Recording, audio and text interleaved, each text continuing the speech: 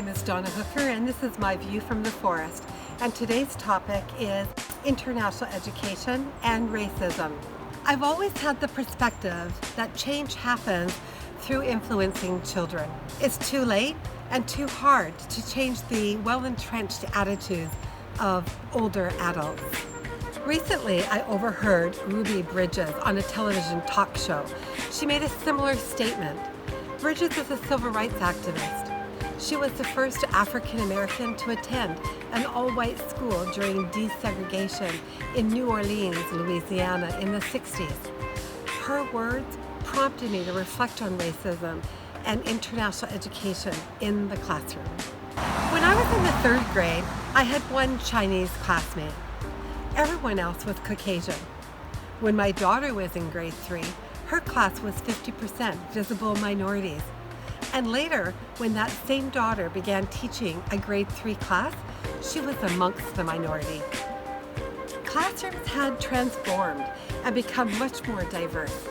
Teachers were celebrating diversity and sharing cultural similarities and differences as part of their everyday curriculum outcomes.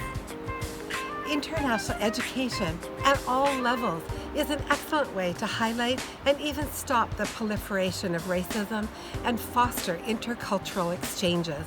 As an international educator in the post-secondary education system, my goals were to foster awareness amongst faculty, staff, and students, encourage internationalization of curriculum in the classroom, encourage domestic students to broaden their perspectives through study abroad, and to support international students as they transition to the institution, the city, and the country. Yet in some ways my work could be seen as resulting in structural racism.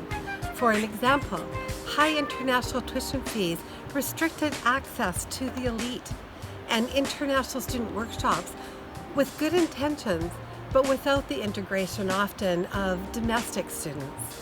Workshops on social topics often preach to the converted, while others would say, "I'm not a racist, I have many ethnic friends," or "I don't discriminate on gender, my wife is a leader," or "I'm open to varying sexual orientations, I have a relative that is gay or lesbian, bi, trans, or queer."